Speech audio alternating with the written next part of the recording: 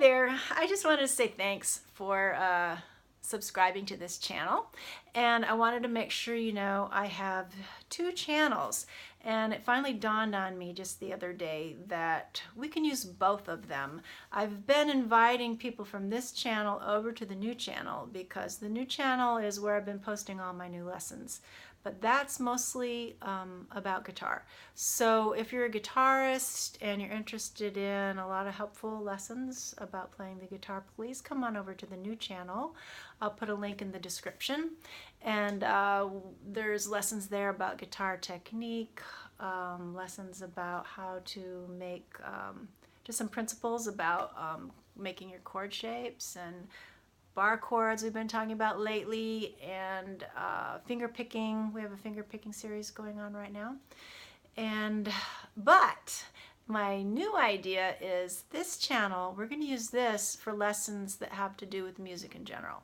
So stay here and sort of stay tuned, please, and I will be posting lessons about that apply to any musician, okay? And we're starting today with how the brain learns music. And then if you want guitar lessons specifically about the guitar, come on over to the new channel. I'll put a link in the description here. So how the brain learns music. This is so important because we can't do anything without our brain. And sometimes we forget that when we're teaching music. We don't forget that so much when we're teaching sports. It's really interesting. There's a lot of overlap between, the process for your brain when you're learning sports or when you're learning music. The brain process is the same, and we call it skills acquisition. And these are the three phases of skills acquisition. And this is not just like, I don't just make this stuff up. This is very well researched and very well established. And athletic trainers know these steps. And some musicians and some music teachers know these, but not all. But whenever your brain is developing a musical skill or an athletic skill, the first step is cognitive. And in the cognitive phase, it's always awkward. If you think of a child picking up a pea the first time they're learning to pick a pea up off their, little table, they smush it, it's awkward, they drop it. Anytime we learn something, driving a standard shift car can be awkward, and definitely your first few music lessons, you're trying to do things that you can't do yet, and it's gonna feel awkward. But in the cognitive phase, so it helps to know that if something feels awkward, then that's a sign that you're learning something new and you're in the cognitive phase. It's not a bad thing if it feels awkward.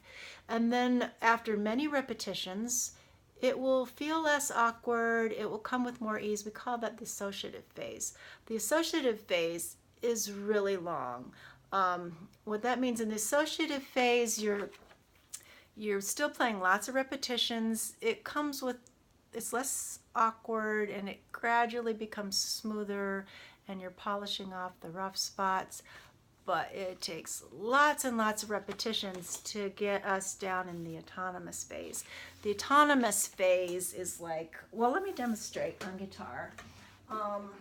Right now we're doing a finger picking series on the Janet Brockman channel. And the alternating bass is a great example.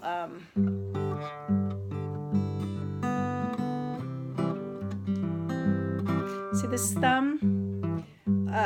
That's an example of something that has become autonomous. And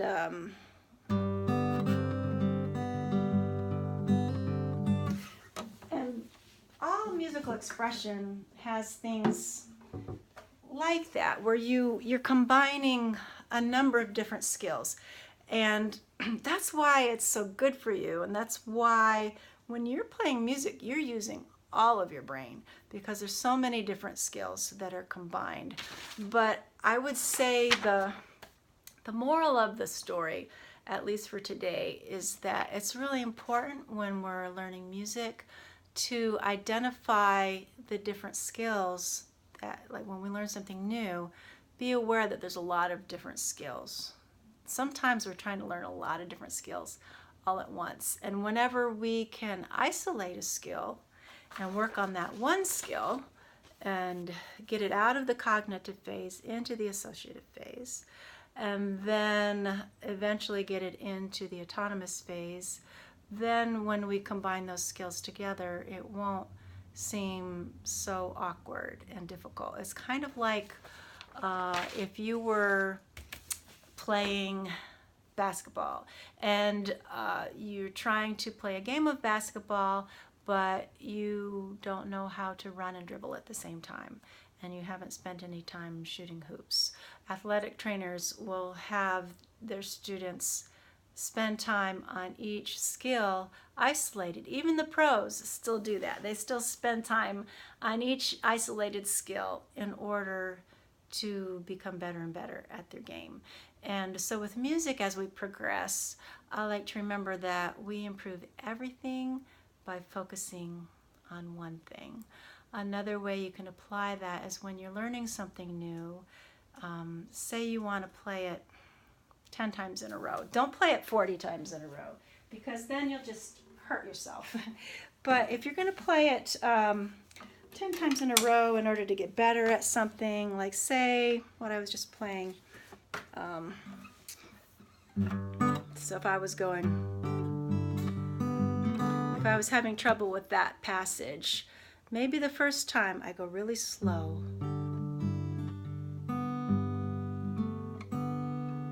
So I call that slow for the brain. So you really know how it's happening. And then usually when I'm doing lots of repetitions, I'll go slow for the brain until the brain has it, because it's going to be difficult until the brain has it. But then I'll start focusing on a different skill. Sometimes students, once you take your little passage and you go through it 10 times like this, sometimes that's all it takes, is just those 10 times. But sometimes we have to do it 10 times a day for many days. So I'll do that at least 2 times, maybe more. And then I'll say perfect hands. And I'll play the same passage and I'll take a look at, am I doing something awkward, or am I going like this? And I'll just check out both my hands and my body and try to make sure. And I'll check, see, this came up too high, or is my thumb where I want it? So I'll do it 2 times.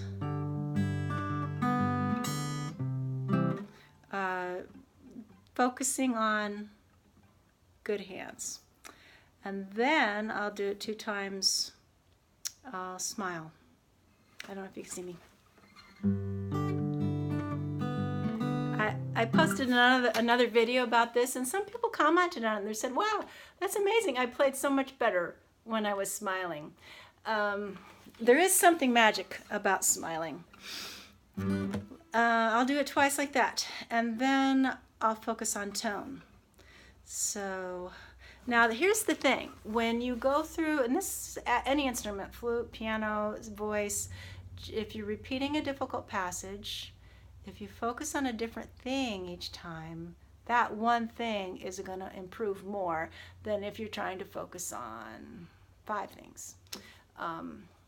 And it also keeps you from being just kind of monotonous and playing like it doesn't matter.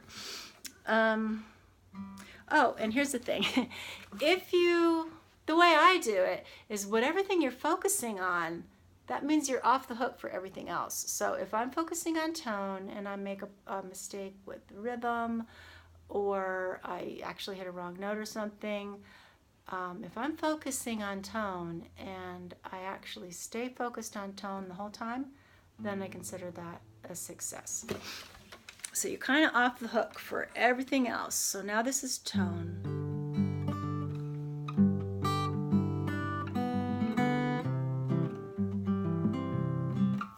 I'll do that maybe 2 times. And by that time it's smoothed out quite a bit, and then I'll just play it once or twice, just trying to just relax and be musical.